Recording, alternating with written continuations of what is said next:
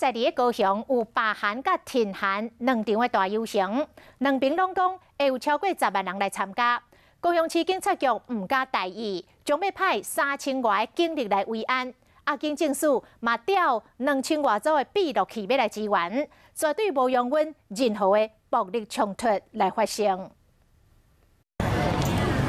这份站外面真侪人，大家拢咧排队，拢是为着要领到光复高雄的大纸。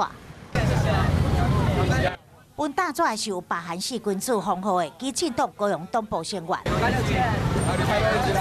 当晚大家站出来，12月2日做伙加入罢韩游行行列。当天若是罢韩团体行就街头，也佫有挺韩的嘛要游行，两边拢表示讲会超过10万人参与。高雄市警局就派出3000多名的警力维安。调度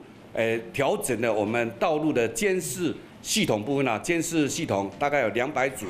那我们2000多名的大概我们同仁都有携带配备的搜证的一个器材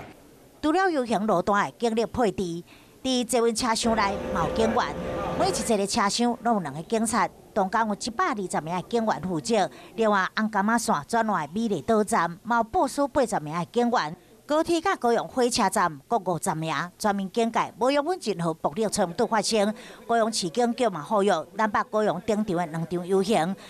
几个路段拢进行交通管制，请参与游行的民众一定要利用大众运输工具，嘛要保持理性，展现民主风范。